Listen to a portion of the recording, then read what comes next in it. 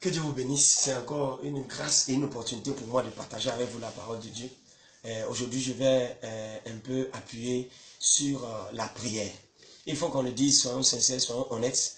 La technologie ne peut pas remplacer la prière. La prière, c'est la relation intime qu'un enfant de Dieu a avec son Père. Quelle que soit notre force, notre puissance, notre impact, on aura toujours besoin de la prière. Je le dis toujours, je dis qu'un homme qui ne prie pas est très orgueilleux. Pourquoi? Ne pas prier, c'est dire à Dieu simplement, je n'ai pas besoin de toi, je peux me débrouiller tout seul. Je vais dire à quelqu'un, il faudrait que tu t'habitues en cette année 2018 à tout faire par la prière. Ceux qui ne prient pas avant de faire les choses, qui ne prient pas pendant les choses, qui ne prient pas à la fin des choses, n'ont pas la victoire.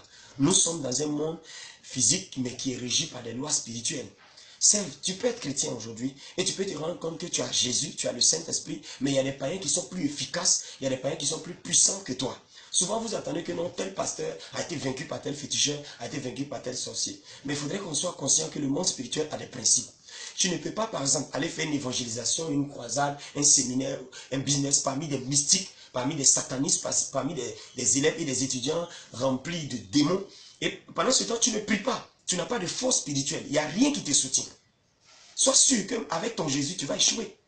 Et je vois beaucoup de personnes qui veulent faire les choses pour Dieu. Ce n'est pas mauvais de faire les choses pour Dieu. Mais toute chose où Dieu est dedans doit démarrer dans la prière. Doit avoir pour racine la prière. Beaucoup de jeunes d'aujourd'hui vivent un christianisme où ils ne prient pas.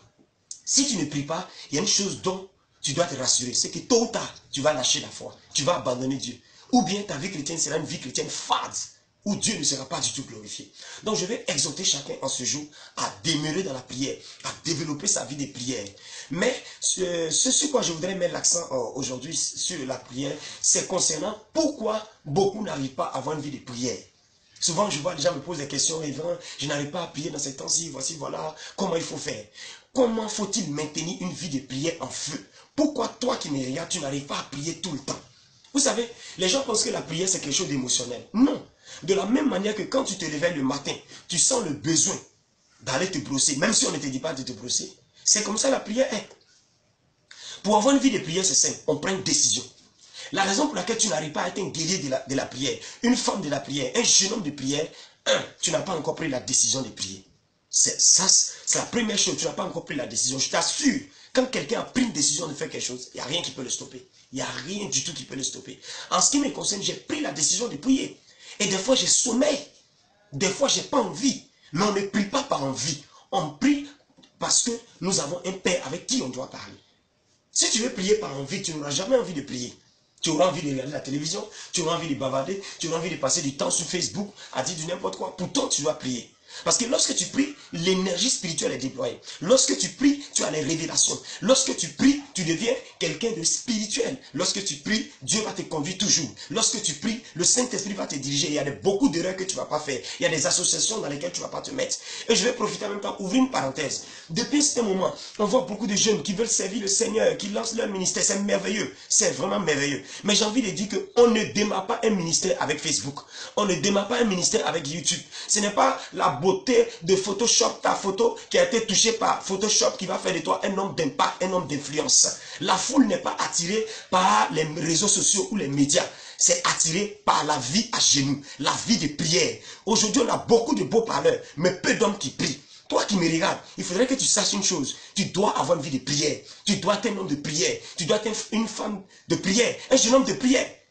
Quand j'étais élève, j'avais une vie de prière. Tous les jours, j'étais en prière. Quand j'étais étudiant, ça s'est amplifié encore. Là où tu es, quel est l'état de la vie de prière? Est-ce que tu pries? À quelle heure tu te réveilles?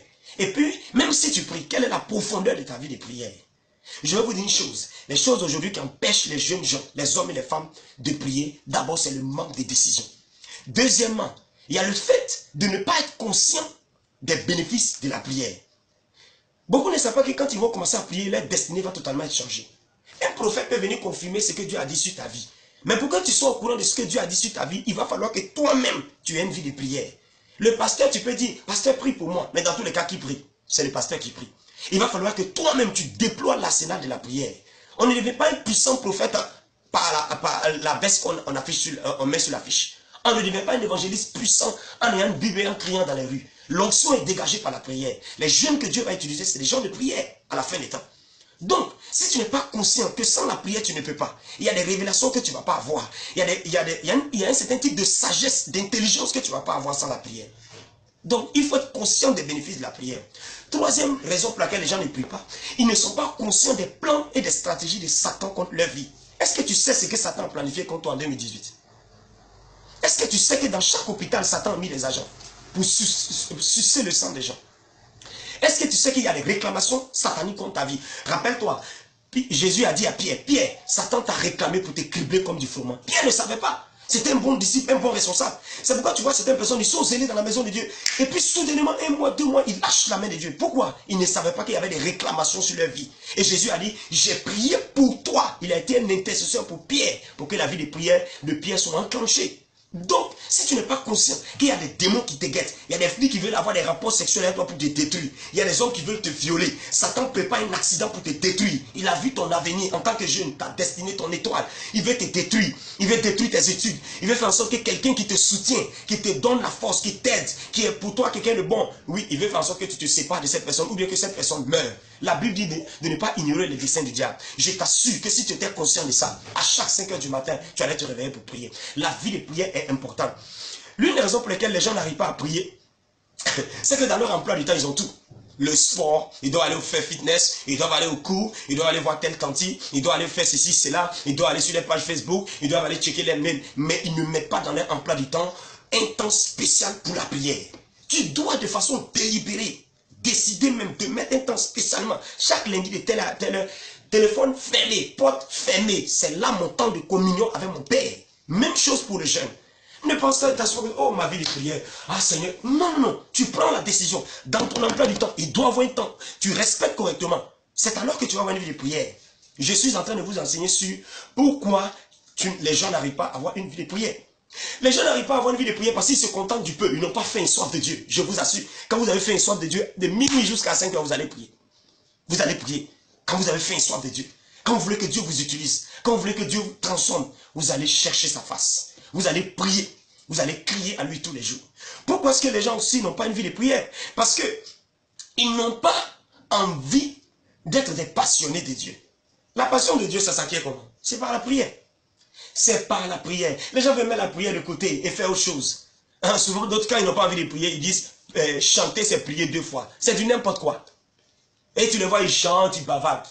Quand tu pries, tu parles à Dieu et Dieu te parle. Quand tu chantes, qui te parle? C'est plus facile de chanter. Mais te mettre à genoux pendant 1 heure, pendant 2 heures, pendant 3 heures, ça demande un sacrifice. Et si tu n'aimes pas Dieu, tu ne peux pas le faire. Autre raison pour laquelle tu n'arrives pas à prier, c'est la procrastination. Le fait de reporter. Demain, je vais prier. Après demain, je vais prier. Après cette vidéo, par exemple, au lieu de décider que tu vas immédiatement prier, regarde, tu vas reporter. Tu vas dire, bon, je vais prendre une retraite. Satan sait, il ne va pas t'autoriser. Et il ne va pas permettre. Il ne va pas permettre. Le fait de reporter au lendemain. À compter d'aujourd'hui, là, ne permet plus à quelque chose de stopper ta vie de prière. Décide de prier. Tu as envie, prie. Tu n'as pas envie de prier, prie. Tu as péché, tu es tombé dans le péché. Et Satan, beaucoup de jeunes n'arrivent pas à prier parce que Satan leur dit tu as commis l'impudicité, tu as eu des mauvaises pensées, tu as triché en classe, tu t'es mis en colère, donc Dieu ne va plus t'exaucer. C'est de la séduction. Satan est un séducteur et il est un menteur. Tu dois prier. 1 Thessaloniciens 5, verset 17 nous dit de prier sans cesse. Aujourd'hui, je vais vous dire une chose. Beaucoup de jeunes chrétiens pensent que la vie chrétienne, c'est aller à l'église et puis revenir. Non, ça va au-delà. La vie chrétienne commence par la prière. Commence par la prière. Donc voici quelques raisons pour lesquelles tu n'arrives pas à prier. Il y a d'autres, la raison majeure pour laquelle tu n'arrives pas à prier, c'est des paresseux. Juste des paresseux. Paresseux. Tu peux être au téléphone de minuit à 3 h du matin, tu ne vas pas dire n'importe quoi. Et si tu changeais ce temps en prière? C'est des paresseux, ils vont se lever à 10 h, ils vont se coucher à 20 h, ils vont dormir, ils vont s'asseoir là. Et demain tu vas les voir danser à l'église, crier, sauter. Voilà pourquoi l'église est faible aujourd'hui. Les groupes de jeunes sont faibles. Pourquoi? Parce qu'on ne développe pas la prière. On préfère les sketchs, on préfère les sorties de danse, on préfère les amusements, on préfère les uniformes, etc. Mais on ne veut pas la prière. La prière donne l'onction.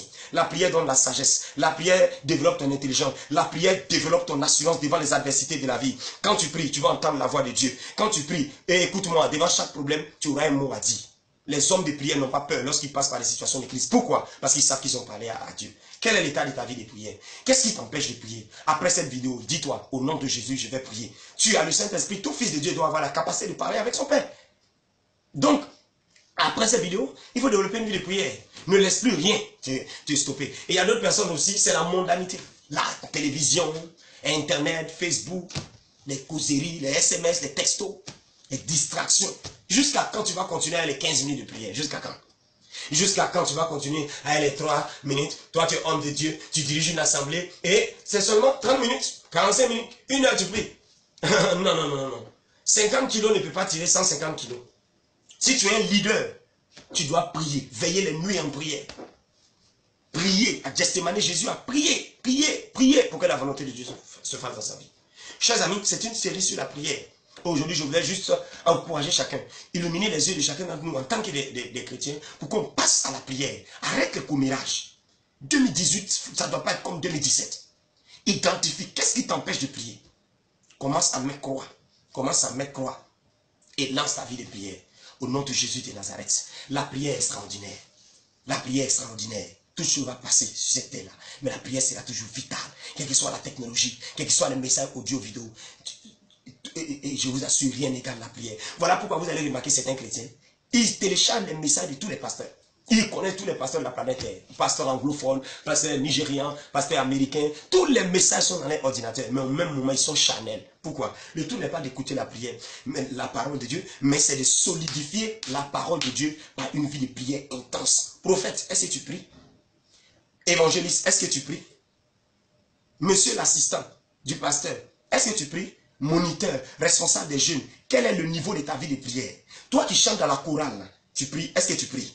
Voilà pourquoi les gens chantent aujourd'hui et puis les gens ne sont pas transformés. Parce qu'ils se disent que c'est le do, ré, mi, fa, sol, la, si, do, c'est la voix chic, c'est aller s'arrêter puis crier do pendant des heures qui va faire en sorte que non, le chant va toucher les gens. Voilà pourquoi les gens sont émotionnellement touchés et à la sortie de la salle du conseil, ils commencent à se battre. Pourquoi? Parce que le chant ne touche pas. Pourtant, il y a des chants. Quand d'autres personnes, quand on les écoute, les vies sont transformées, les païens se répandent, les gens pleurent, leurs vies sont totalement bouleversées. Pourquoi? Parce que le chant lui-même est un pilier de la prière. S'il te plaît, avant de terminer ce poste, fais-toi une promesse à toi-même de connaître plus le Seigneur en augmentant ta vie de prière. Mets point sur tout ce qui t'empêche de prier. Tu deviens un guerrier de la prière après cette vidéo. Que Dieu te bénisse. Que Dieu te donne une vie de prière au nom suprême de Jésus de Nazareth. Et pendant que je suis en train de parler, le Saint-Esprit va te montrer tout ce qui t'empêche de prier. Commence à sélectionner. Commence à sélectionner. Certains d'entre vous n'arrivez pas à prier à cause de la condition de vie dans laquelle vous êtes. Vous êtes dans une maison où il y a beaucoup de personnes surpeuplées. Mais là, je te donne une idée. Tu peux sortir, aller dans le quartier autour de toi. Il y a un terrain vide. Il y a une route. Tu peux marcher en priant. Ou bien, au moment où tout le monde dort, tu te retires dans la cuisine. Tu te retires au salon. Tu te retires dans la cour, dans les toilettes, pour prier. Si tu aimes vraiment le Seigneur, en fait, je vais te dire que sans la prière, tu ne peux pas être un homme d'influence dans ce monde où Satan est en train de mettre la pression sur les jeunes chrétiens pour les amener à lâcher la foi, pour les amener à rétrograder et abandonner Dieu. Je t'assure, la clé pour toi, la force pour toi, ça sera la prière. Satan veut que ta vie soit détruite. Il veut que ta vie soit stoppée, mais ne le permet pas. Que le Seigneur vous bénisse. C'était ma contribution pour te permettre d'aiguiser ta vie de prière. Cette vidéo t'a fait du bien, partage à tes frères, à tes amis, pour aussi booster la vie de prière. Et c'est pas fini, il y a encore d'autres vidéos qui vont venir pour vous aider à avoir une vie de prière, à des intercesseurs en plus, pour que Dieu vous bénisse. Que le Seigneur vous bénisse, que la grâce de Dieu soit sur vous là où vous êtes, au nom de Jésus de Nazareth. Amen.